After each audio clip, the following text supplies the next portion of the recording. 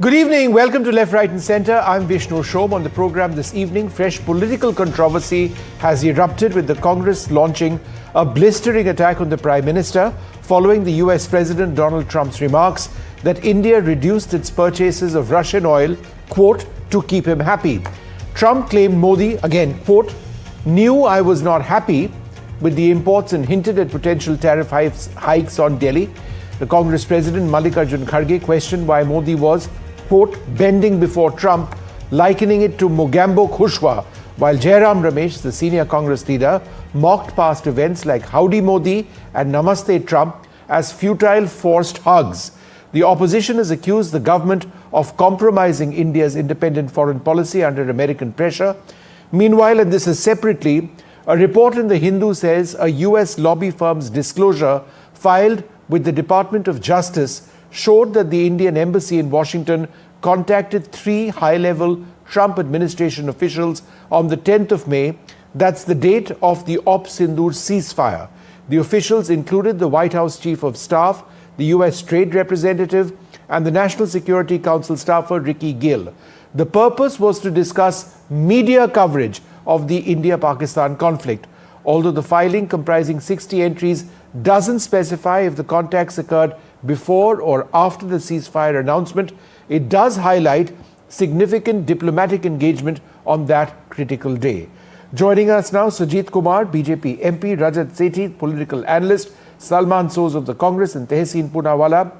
Mr. Kumar, to the latest development, and this is an exclusive report by The Hindu on the day of Op Sindoor coming to an end and Pakistan agreeing to a ceasefire or coming to the table telling us that they wanted a ceasefire, it emerges that the US embassy, Indian embassy in Washington, through lobbyists, was trying to reach out to the Americans to discuss media issues. Is that not curious? No, it's not curious. It's something which is standard practice. Hello? Yeah, go ahead. Go ahead. Yeah. Yeah. So, I've not seen the details, the media reports. But what the Congress party is claiming, it's behaving like the PR agency of foreign elements. It's like acting like the echo chambers of President Trump.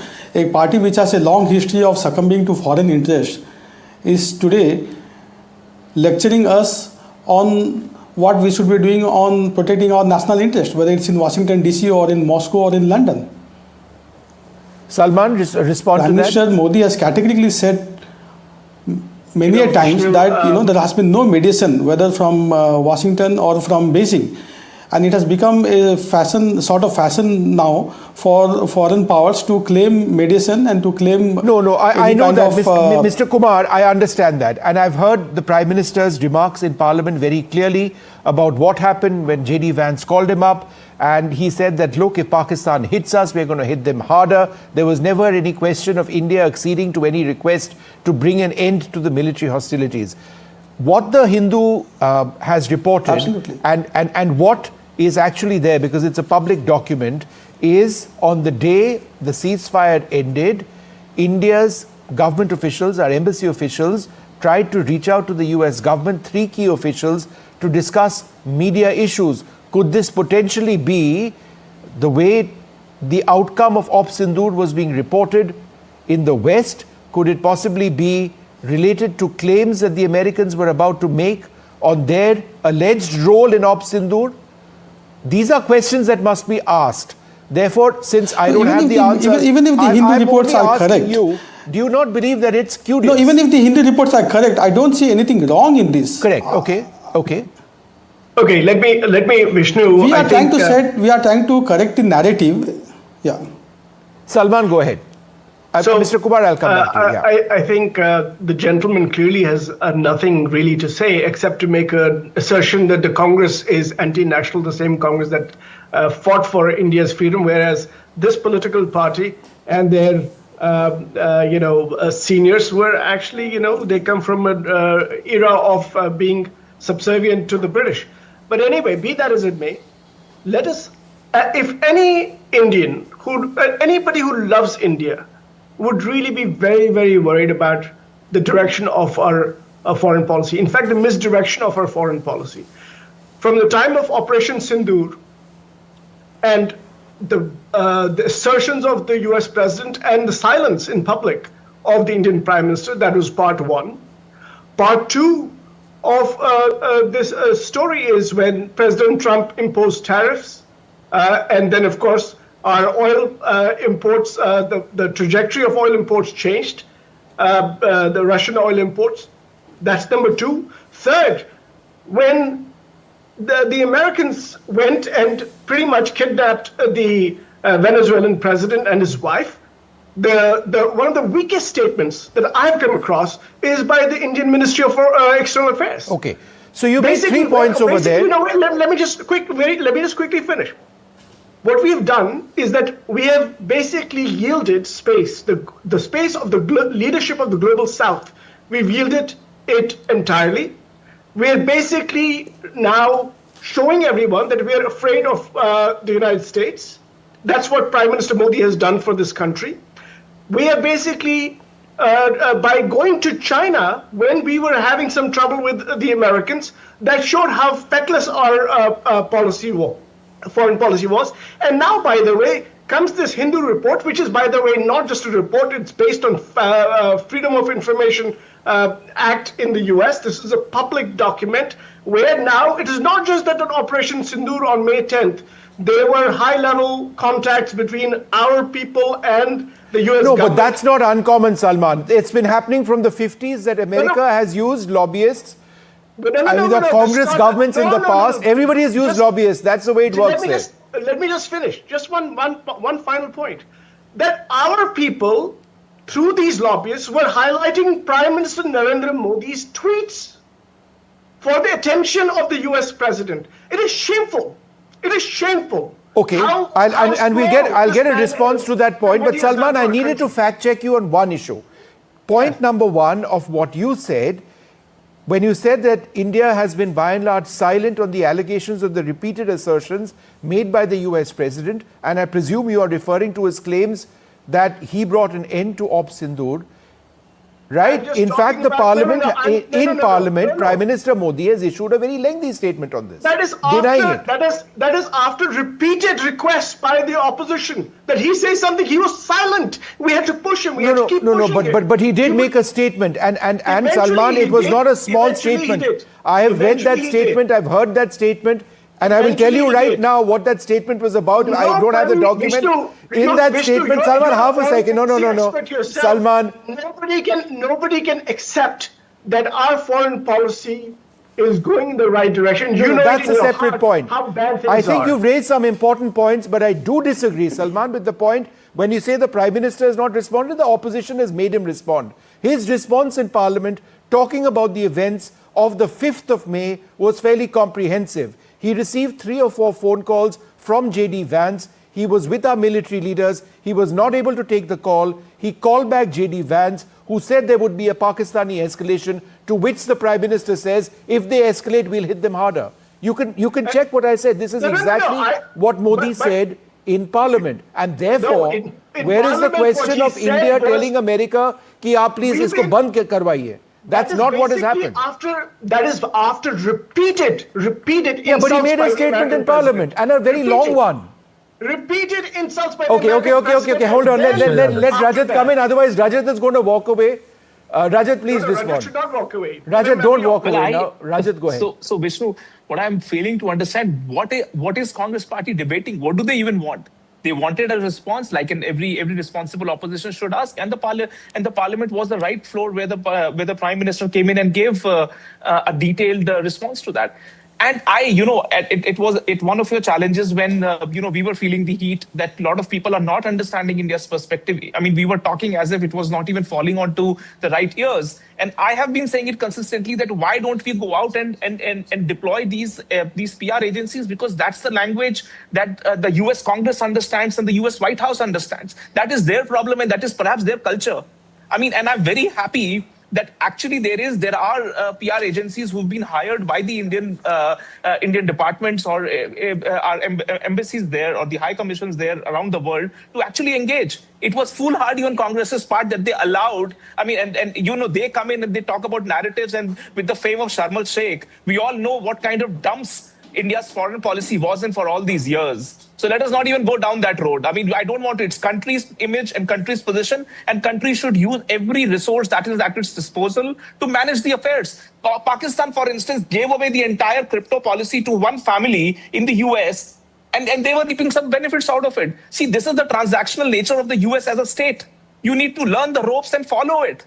I don't see any harm in that. And I believe, I'm happy actually that India is using its strategic might. It is using all the other tools that are at its disposal to engage properly with the counterparts and get them. And by the way, one of the US Congress member who was speaking alongside Donald Trump, Lindsey Graham, he himself said that he was invited to a dinner at the ambassadors. Look at the language that Lindsey Graham was speaking just a few weeks back. If you relate that with today, there is at least a sobering down.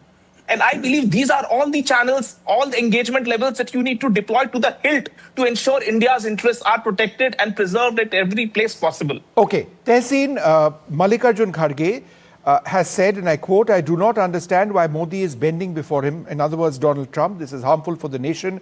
You should stand for the country. You nod to whatever he says. The country did not elect you as the Prime Minister to nod." This is what Mr. Kharge said. Those are the exact words. My perspective in this, and my question to you is, do we respond to everything that Donald Trump says? He says something in the morning and something in the evening. We are in a catch-22 situation as a nation where we are looking at an international leader, the most powerful person in the world, who is the only predictable thing about him is his unpredictability. Therefore, is it fair for the Congress party to say respond to this? How does it serve our long-term interest in responding to this? Vishnu, thank you so much for having me to show the onset. Good evening to all my fellow panelists, and a very, very happy new year to all of you all. Slightly belated. Look, Vishnu, you know I'm a Congress voter.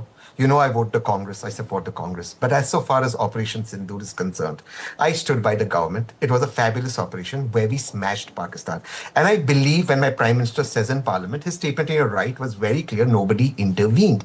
And it ends at that. Now, as so far as the Hindu story of the lobbyists are concerned, every single political party that runs the government in India has to deal with lobbyists in the US. That's just the way the system works. There's not something to be shocked about. That's how it works in the US.